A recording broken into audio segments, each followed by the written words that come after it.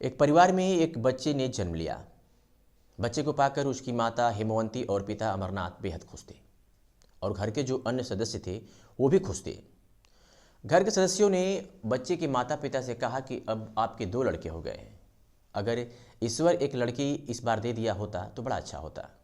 इस पर बच्चे के माता पिता ने कहा कि ये सब ईश्वर के हाथ में है, जो कुछ होता है सब अच्छा होता है। रही बात लड़की की, तो अभी कोई इरादा नहीं है। उस बच्चे का नाम घर वालों ने पंकज रखा। धीरे धीरे कुछ महीने बाद उनके घर एक उन्हीं का दोस्त आता है जिसका नाम प्रदीप था। हालचाल के बाद नाश्ता पानी होता है और फिर अंदर से पंकज की माँ अपने बच्चे को लेकर के घर से बाहर जो गार्डन था वहाँ पहुँचती है। वहाँ अमरनाथ और प्रदीप आपस में बात कर रहे थे।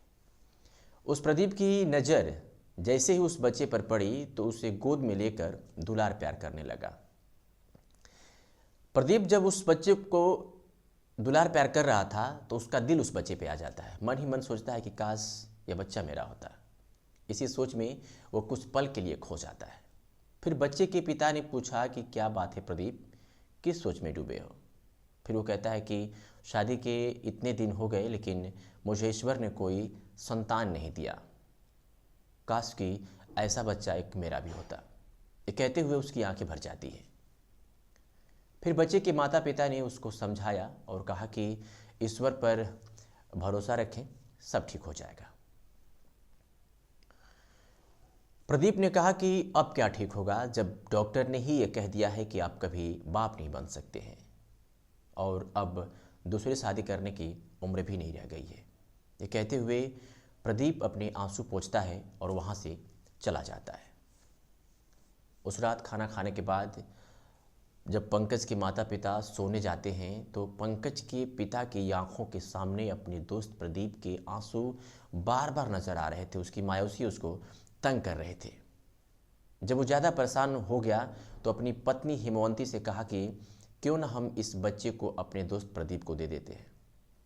हमारे पास दो बच्चा ही है, ईश्वर ने चाहा तो एक और बच्चा हम लोग पैदा कर लेंगे, अगर तुम्हें बुरा ना लगे तो। चूंकि दोस्ती गहरी थी प्रदीप और अमरनाथ की, तो बच्चे की माँ हेमवंती भी मना नहीं कर सकी और अपने पति की बात को मान लिया। फिर अपने दोस्त प्रदीप को वो लोग बुलाते हैं और खुशी खुशी अपने बच्चे को उसे सौंप देते हैं। अपने दोस्त की इस दरिया दिली को देखकर एक बार फिर उसकी आंखों में आंसू आ गए। प्रदीप अपने दोस्त अमरनाथ और हेमवंती का धन्यवाद देते हुए ये कहता है कि हम इस बच्चे को कभी भी कोई तकलीफ नहीं देंगे और इसकी परवरिश अपना बेटा ही समझकर करेंगे। आज से ये मेरा बेटा है, ये बच्चा मेरा है। फिर वो पंकज को लेकर चला जाता है।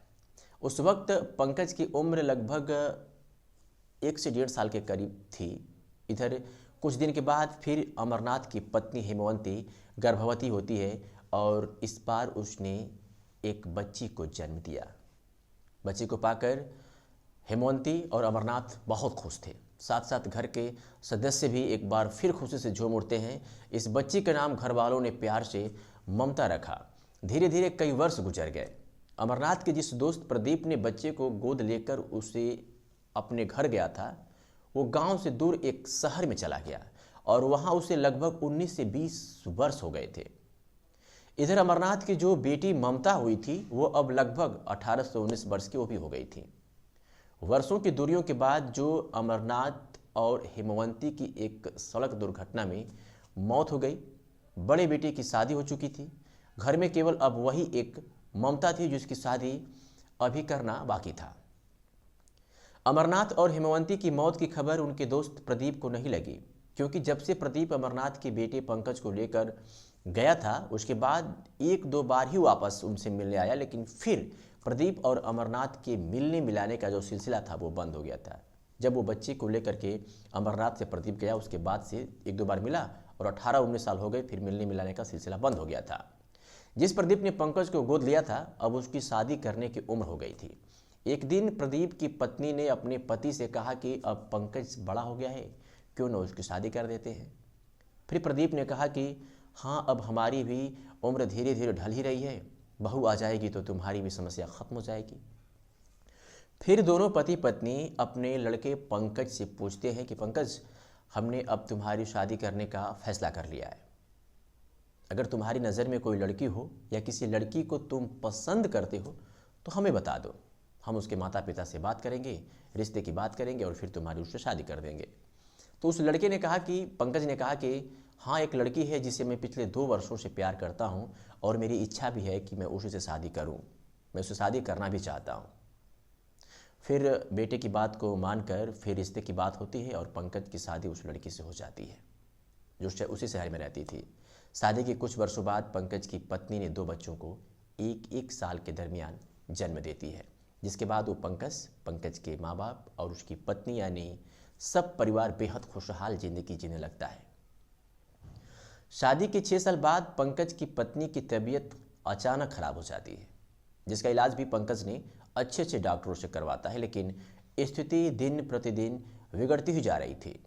फिर एक दिन पंकज शहर के एक बड़े अस्पताल में लेकर अपनी पत्नी को जाता है, जहां डॉक्टरों ने बताया कि आपकी पत्नी की किडनी में दिक्कत है और उसे ट्रांसप्लांट करना पड़ेगा, यानी बदलना पड़ेगा, तभी ये बच पाएगी, अन्यथा इसे बचाना मुश्किल है। अब इसके बाद परिवार के कई लोगों ने अपने अपने टेस्ट करवाए, लेकिन कोई किडनी डोनेशन के लिए मैच नहीं हुआ।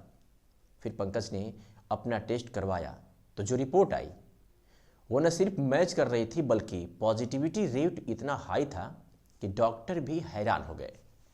उन्होंने पंकज को बताया कि आमतौर पर माता पिता के साथ बच्चों का मैच रेट 50% होता है, लेकिन भाई बहनों में ये रेट 100% तक होता है।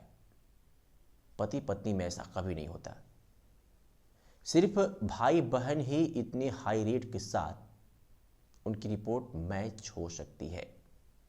ये सुनकर पंकज शॉक्ड हो गया, क्योंकि उसकी शादीशुदा जिंदगी को लगभग 6 साल हो चुके थे और उसके 2 बच्चे समेत उसका परिवार खुशहाल परिवार भी था। अब इस घटना के बाद पंकज ये पता लगाने में जुट गया कि इस रिपोर्ट के मुताबिक मैं जिस लड़की से शादी किया हूँ वो मेरी अपनी सगी बहन है, तो आखिर उससे मेरी शादी कैसे हुई। फिर वो डॉक्टरों से कहता है कि आप अपना काम करो। फिर उसने अपना किडनी लगाने की इजाज़त डॉक्टर को दे दी और उसकी पत्नी ठीक हो गई। ठीक होने के बाद पंकज अपनी पत्नी के साथ उसके घर पहुंच गया, जहां उसकी पत्नी का जन्म स्थान यानी उसका मायका था। क्योंकि पंकज को यह पता था कि मेरी परवरिश जिस माँ बाप ने की है वो मेरे असली माता पिता नहीं है, मुझे इन लोगों ने गोद लिया है। फिर जब दोनों गांव में पहुंचे और आसपास के लोगों से पंकज ने पूछा कि क्या इस घर में से किसी बच्चे को किसी व्यक्ति ने गोद लिया था, तो जो आसपास के लोग थे उन्होंने कहा, पुरानी कहानी बताई। उसके बाद पंकज समझ गया कि जिस लड़की को वह अपनी पत्नी मानकर अब तक उसके साथ रह रहा है वो दरअसल उसकी सगी बहन है, जिसका नाम ममता है। अब पंकज के सामने एक बड़ी समस्या ये थी कि अब वो करे भी तो क्या करे। पंकज को तो ये पता चल गया था कि ममता उसकी सगी बहन है, लेकिन उसने इस बात को ममता को नहीं बताया। ममता आज भी इस बात से अनजान है कि जो हमारा पति है वो असल में सगा मेरा भाई है। एक विदेशी मीडिया मिरर के रिपोर्ट के मुताबिक इस घटना की जानकारी पंकज ने खुद सोशल मीडिया पर शेयर की थी। जब इस घटना की जानकारी लोगों तक पहुंची तो लोग तरह तरह की कमेंट करने लगे। किसी ने कहा कि अब जो हुआ सो हुआ, वो भुलाकर अब आप दोनों को पति पत्नी ही बनकर रहना चाहिए। तो कुछ लोगों ने लिखा कि जब तक असल रिश्तों के बारे में पता नहीं था तब तक तो ठीक था, लेकिन अब पता हो जाने के बाद दोनों को एक दूसरे से दूर रहना चाहिए। कुछ लोगों ने लिखा कि ये बात अपनी पत्नी को कभी नहीं बताना। खैर, आपकी क्या राय है इस रिश्ते को लेकर के? क्या उनको एक साथ रहना चाहिए? कमेंट करके ज़रूर बताएं। जाते जाते एक बात आपको बताते चलेंगे कि इस कहानी में जो नाम हमने लिया था वो काल्पनिक नाम थे और ये सच्ची घटना है। एक रिपोर्ट के मुताबिक ये घटना अमेरिका की बताई जा रही है। इस सच्ची घटना में भारतीय नामों का मैंने जिक्र इसलिए किया है कि आपको ये कहानी आसानी से समझ में आ जाएगी। इस खबर को भारतीय मीडिया सहित विदेशी मीडिया ने भी कवर किया, बाकायदे छापा, हेडलाइन बनी, सुर्खियां बनी अखबारों की। लेकिन ये ऐसी खबर थी कि इस खबर में लोगों के नाम और शहर के नाम बताना एक ना समझी के बराबर थी, किसी की इज्जत के साथ खिलवाड़ था। इसको राजी सोच करके लोग राज की तरह रहने दिए और इसीलिए किसी मीडिया ने सही स्थान और लोगों के नाम नहीं लिखा, लेकिन ये सच्ची घटना विदेश की बताई जा रही है। इस खबर को सोचने के बाद, समझने के बाद, सुनने के बाद आप क्या सोचते हैं? प्रतिक्रिया कमेंट सेक्शन में जरूर दीजिएगा। फिर मिलते हैं कल ठीक इसी समय एक नई कहानी के साथ। तब तक के लिए चाहेंगे इजाज़त। जय हिंद, जय भारत।